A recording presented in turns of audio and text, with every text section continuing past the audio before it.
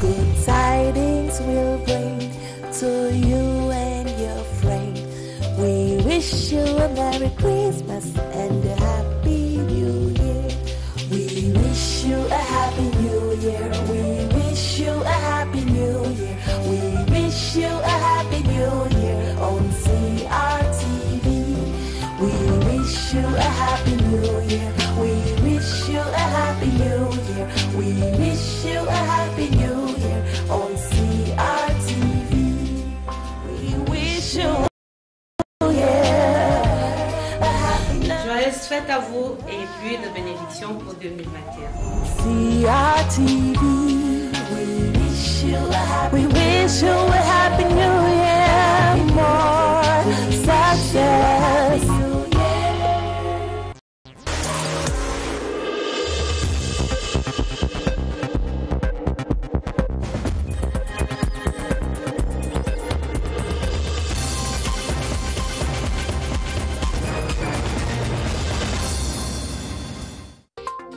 The National Air Carrier CAMAIR-CO now has a new management team.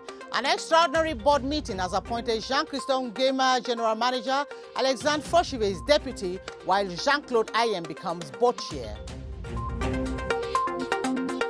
Since the Boko Haram insurgency in 2014, Far North region has been negatively touched by the crisis, but plans to reconstruct the region are well on course. Get aspirations of the population in this newscast.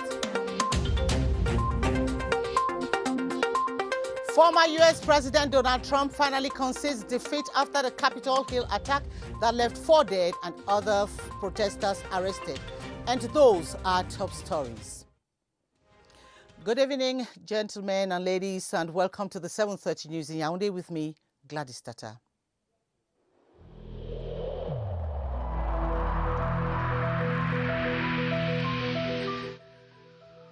I have personally observed that most of our fellow citizens no longer comply with the protective measures prescribed by the government.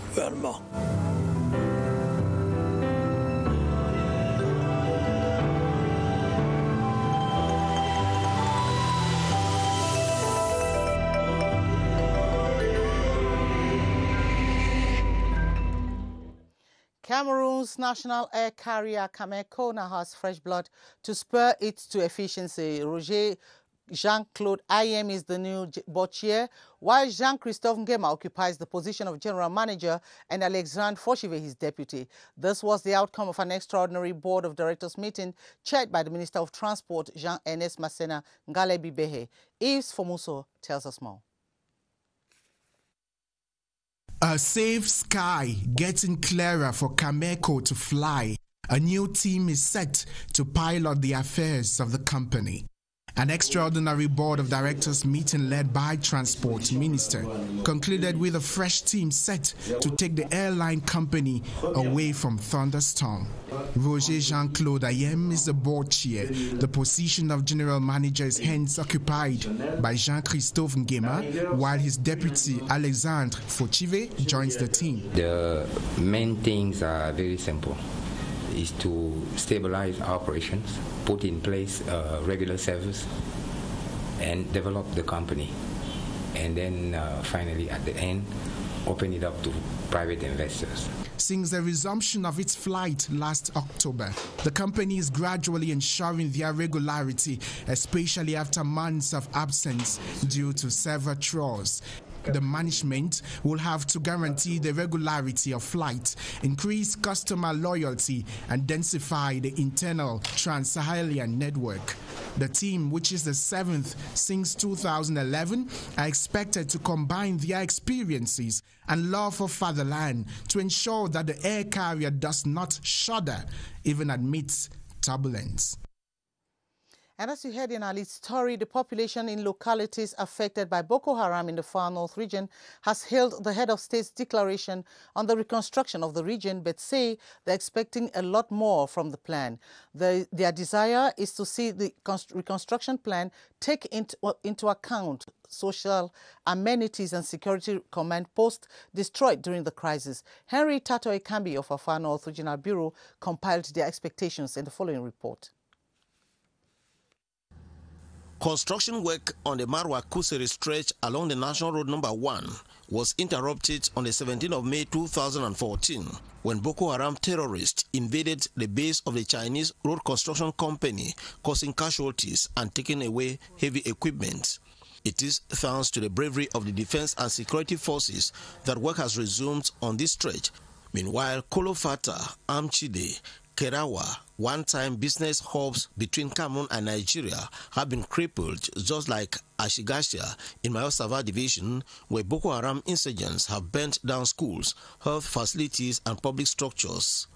Scars of similar atrocities are visible in Mozogo, Turu, Ngwechewe, Koza and other localities of Mayo-Chanaga division, now in ruins. Darak, Blangwa, Makari, Fotokol and Kuseri have not been spared by Boko Haram. While still, recurrent floods since 2012 have dealt a dead blow on the roads and bridges, the most recent being the Pala Bridge in Marwa. The reconstruction plan of the Far North region therefore comes to accelerate existing projects, create new ones and open up landlocked production basins to boost economic growth and improve on the welfare of the population. The reconstruction plan for the far north has been described by inhabitants of the region as a catalyst for the development of a region crippled by the Boko Haram insurgency since 2014. This comes against a backdrop of a survey conducted by the United Nations, which estimates material loss worth 204 billion CFA francs. Our far north regional correspondent, John Ashu, once more completes this story. Not be able to replace their lost loved ones, but their destroyed infrastructure can be reconstructed, reason for their joy when the head of state announced the reconstruction of such areas. The mayor and Vidéo of Mozogo in the Mayo-Chanaga division, an area that has had its own share of the Boko Haram menace, is expecting a lot from the reconstruction plan. We thank the head of state immensely for this reconstruction plan, but we want the plan to first prioritize those whose heads have been destroyed. We also want the disenclavement of Mokolo and its surroundings, passable roads and reconstruction of boreholes. The affected masses also want schools, command posts and other basic amenities to be reconstructed. And with this engagement of the head of state to reconstruct these affected zones, I think that it is going to relaunch back economic, security and also social activities as a nation. Their desire is also to see the plan executed to the letter in their region without mismanagement getting into it. And the far north region, like the northwest and southwest regions, was declared economically distressed, and as such, reconstruction is envisaged. This follows the heavy toll caused by Boko Haram attacks. Well, while the plans to rebuild the region are on works, tonight we take a look at the opportunities to build on, but equally the assets. To expound on this, we have on set senior reporter Clarice Aritakang. Hello, Clarice. Good evening, Gladys. Yes, Clarice. So what should investors be looking at? First, agriculture. We all know it is one sector the far north region can count on. And you would remember that the Rice Modernization and Expansion Company, SEMRI, is based in Yagua, far north region. And we know rice is one of the most widely consumed staples, not only in Cameroon, but in the sub-region and in Africa as a whole. So if there's investments made in that area, rice farming can become a prized catch for the economy of the far north region. It can turn the economy around. We're also looking at tourism. It holds the promise ways of stimulating the economy, and we have the Waza Park, we have lakes, we have vast stretches of natural reserves located in the far north region of Cameroon.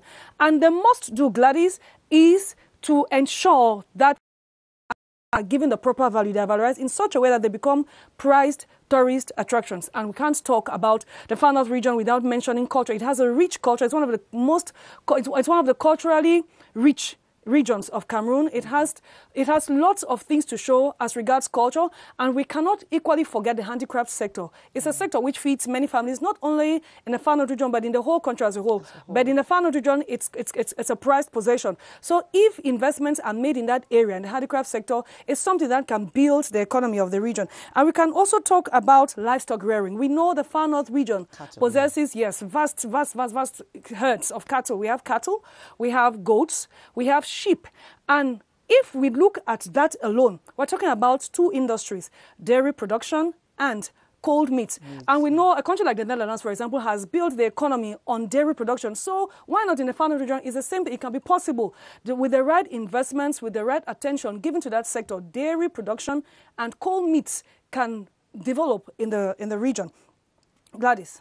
Okay, so Clarissa, there are equally some assets in the far north that can be used as bargaining power. Gladys, one of the greatest assets that the far north region possesses is proximity to Nigeria and Chad. Nigeria is one of Africa's biggest economies. So you can imagine the promise of job and wealth creation, which that alone holds. We're talking about trade on a very huge scale. We know it's already existing, but because of Boko Haram attacks, trade has been very low. Yes, it has dropped considerably. But if the reconstruction plan sails through, now with the proximity that the far north region of Cameroon has to Nigeria and Chad, and we're looking at trade in a non-negligible way, that can be developed, that can be expanded up. And we can also talk about the presence of an institution of higher learning. That's the University of Mara. And that institution alone has a number of faculties which are specialized in various fields. That's not only interesting for Cameroonians, but it's equally interesting for Africans or the sub-region. So if investments are placed in the right areas in that alone, we're talking about education, without which there can be no development. So that's a good asset for the far north region.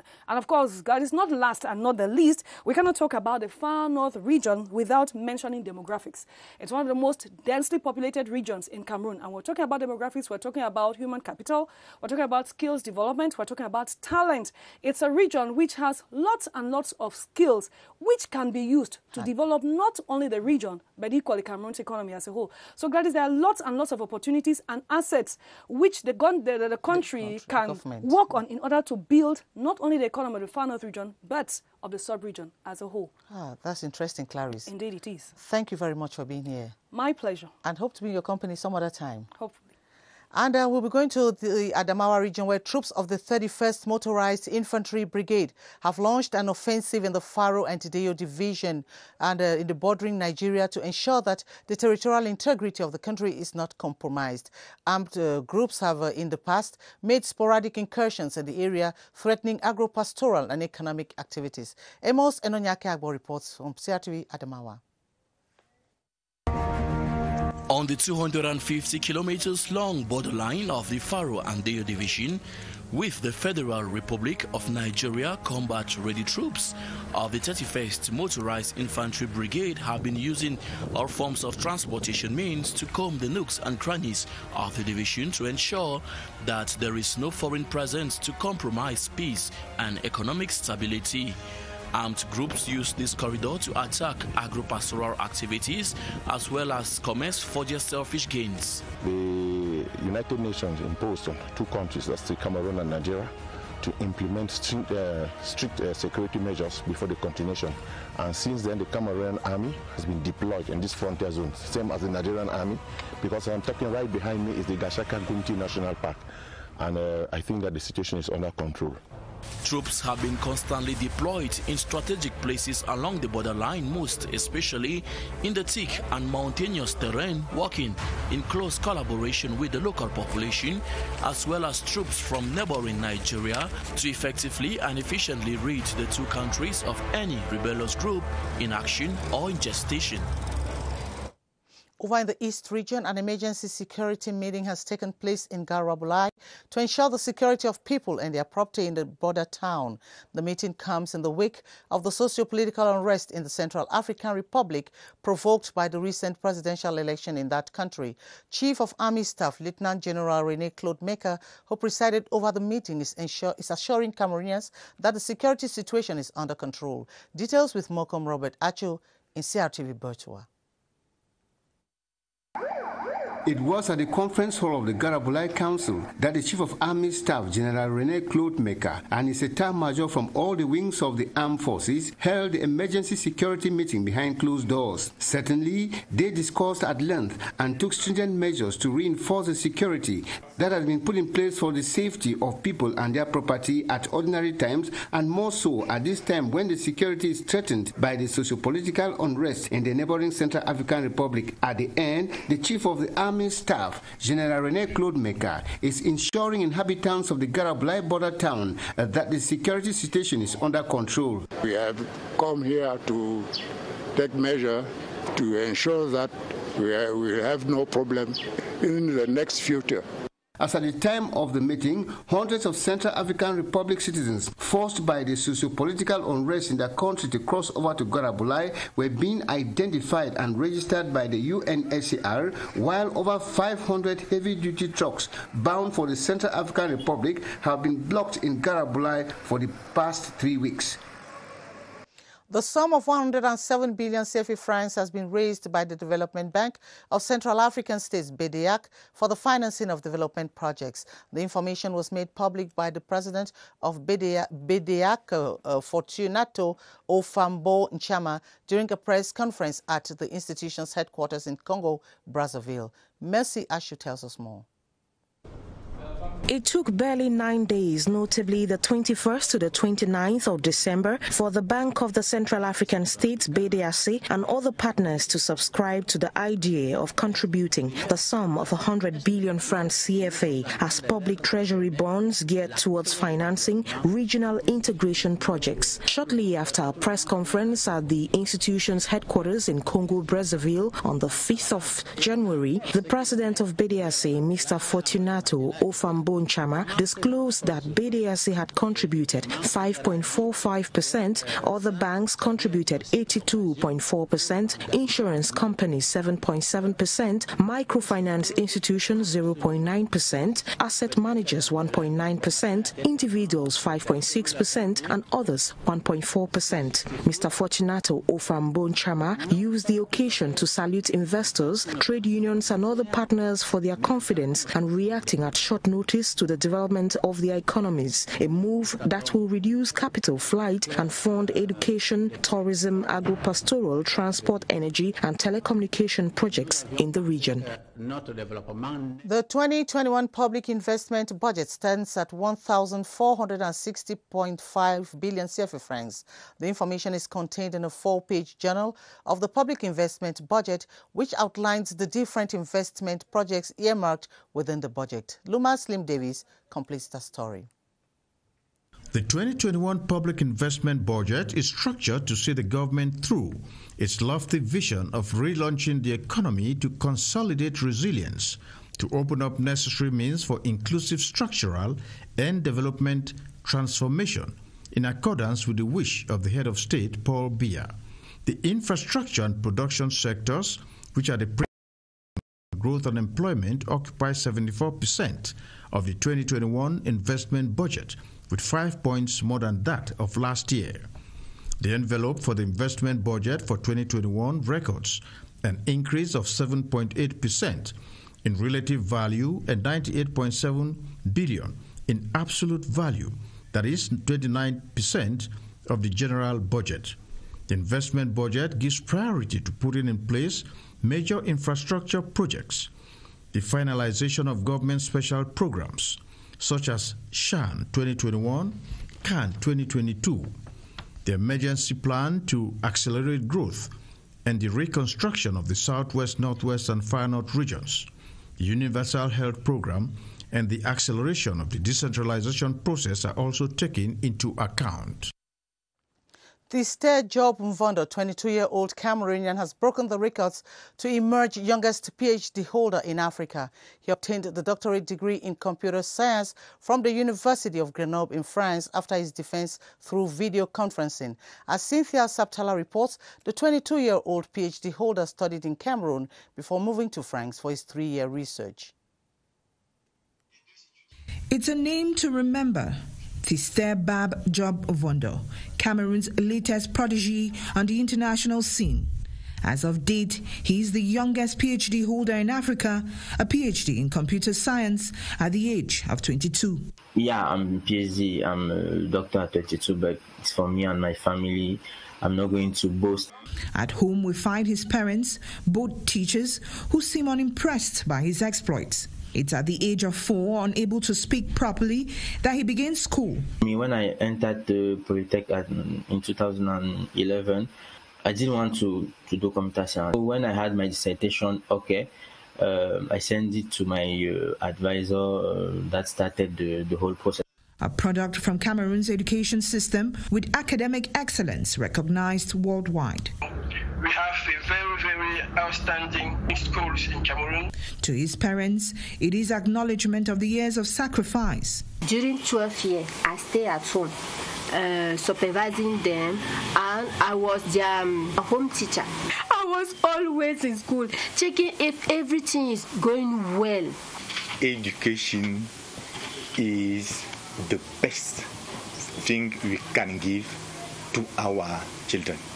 The message from this family is this: Cameroon's education is one of the best in Central Africa. Trust the system. Congratulations to State Job Mvondo. Registration of voters is ongoing since January 1, 2020 and will end in August as stipulated by the Electoral Code. Ile-Cam's council branches have been busy revising voters' list and registering new names with the help of political parties. Beatrice Losamba asked representatives of the different political parties to know what strategies they are using to increase voter registration. Her report. Taking part in every election starts with registration of voters, and political parties seem to have understood now is the time to start playing their game. The ruling CPDM party has outlined structures involved in this important phase of the electoral process. The section presidents are the real ground political bosses. They give operational commands to the subsection presidents, the branch presidents, and the cell presidents, to make sure that our militants' names are on the voters' registers. The NUDP also puts supporters first in its quest to get more people registered to carry out their civic duties.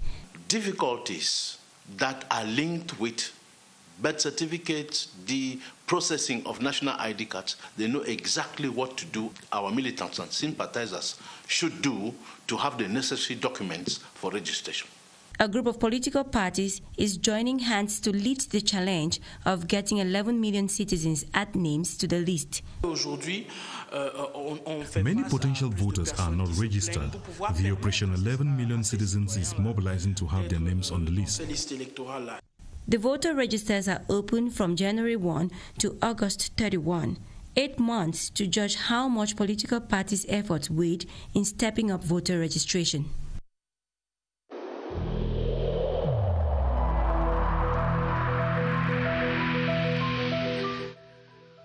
I urge you once again to put on your face masks, to wash your hands regularly, and to consult a physician or any other health personnel if you notice any symptoms. This is the only way to save lives and to curb the spread of the virus.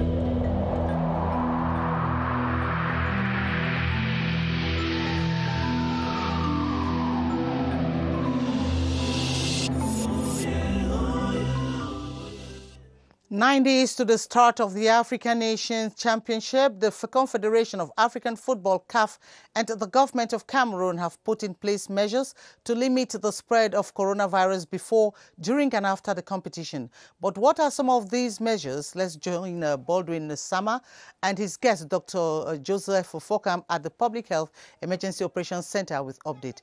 Hello, Baldwin. What are some of the mitigating instruments put in place to limit the spread of the COVID-19 during this African Nations Championship? We discussed that tonight with our guest, Dr. Joseph Fokam. Good evening to you, Doctor. Good evening, Baldwin. What are some of these outlined measures put in place to limit the spread of COVID-19 during this great football competition, the African Nations Championship? Effectively, Baldwin, in addition to the non-pharmaceutical interventions that are these classical barrier measures, we have been holding a series of meetings to prepare how we should be able to target any cases of this virus that may come in during this period. And now we have already appointed the various key laboratories in Yaoundé, in Douala, and also in Broya and in Limbe for testing on site. Then we have also made sure the PCR testing will be the reference assay, because this PCR test, be it the new virus strain or the old virus strain, our PCR tests are able to detect both. Then the other good news also is that we have set up a program 24 hours on 24 to be able to test every team 48 hours before they go for every match. This would then help us to really make sure we pick up any cases. And then also one important factor is we really want to avoid clusters of transmission in every team. So if a team has less than 15 players who are negative, so it means they have a good number of positive players, we are going to keep this team out of the competition just to make sure we should really mitigate coronavirus circulation in our context. And this measure will also make us to avoid any second wave in this country. Thank you so much for all those details, Dr. Joseph Fokam. You get to see that a number of measures have been put in place not only to avoid contamination within the different communities, but equally during the competition, the African Nations Championship, among the different delegations, among the different players, and equally among the different officials. Back to you, Gladys Tete. Thank you very much, Baldwin Sama. And this good news now, the Bamenda Hemodialysis Center has received a dialysis machine alongside other items destined for the treatment of patients with kidney problems in the Northwest and Northwest regions. The Northwest Delegate of Public Health, Dr. Kingsley Chenso, says the 55 registered patients in the center can now start their dialysis sessions. Eric Langmiawufo tells us more. The items are coming to alleviate the plight of kidney patients in the Northwest and West regions. The Bamenda Hemodialysis Center is machine functional, but with the arrival of 8 dialysis machines and other items, their predicaments have been reduced. This is the best news we have had for the beginning of 2021.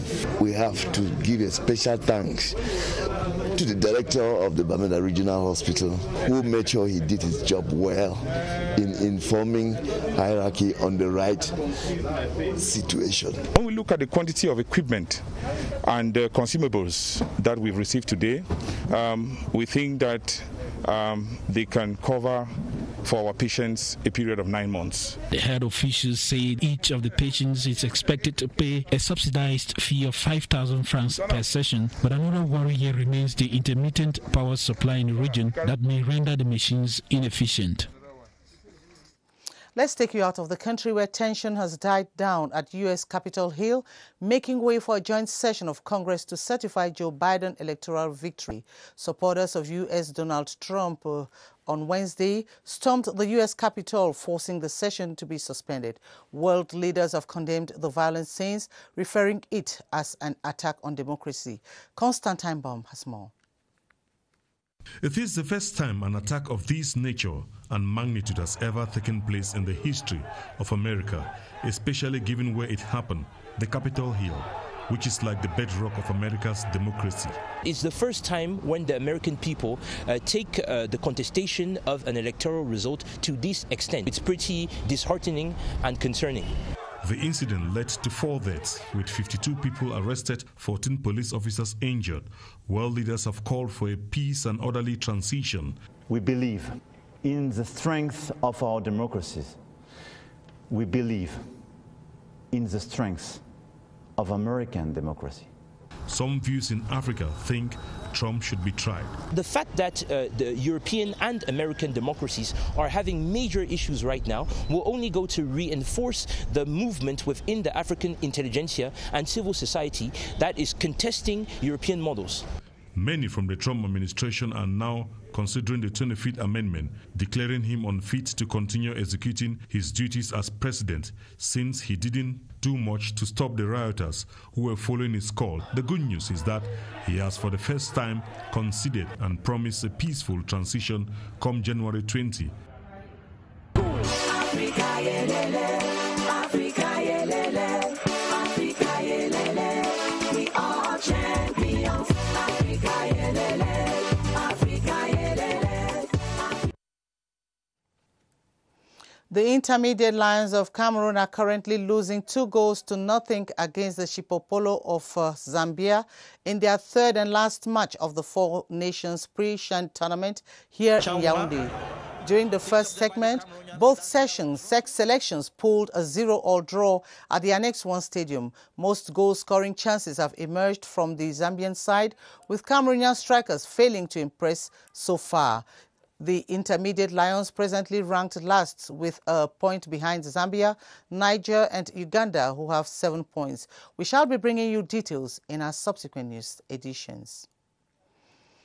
And we now go over to the Littoral region, where fans of the Immediate Lions in Douala have begun mobilizing support 9 days to the first match of the squad. The street tour saw these supporters on major road axes in the economic capital, brandishing the national flag and chanting patriotic songs. As Alphonse Abongwa tells us in the following report, the caravan is intended to rally Cameroonians behind their team.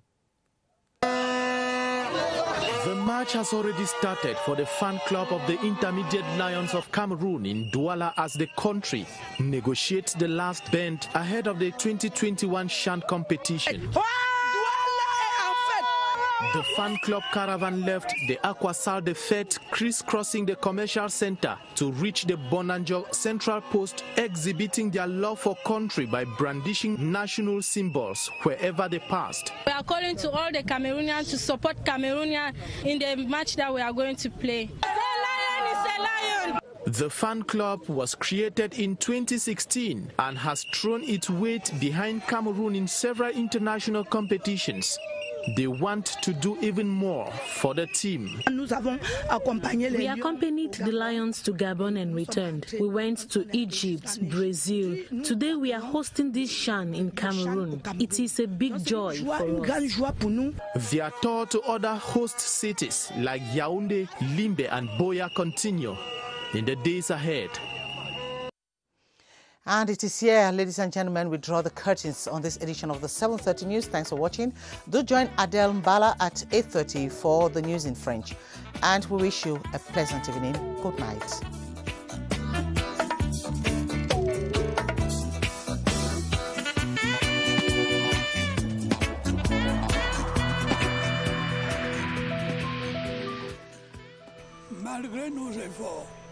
Despite our efforts, COVID-19 plunged many families into mourning and seriously hampered the functioning of our economy and society.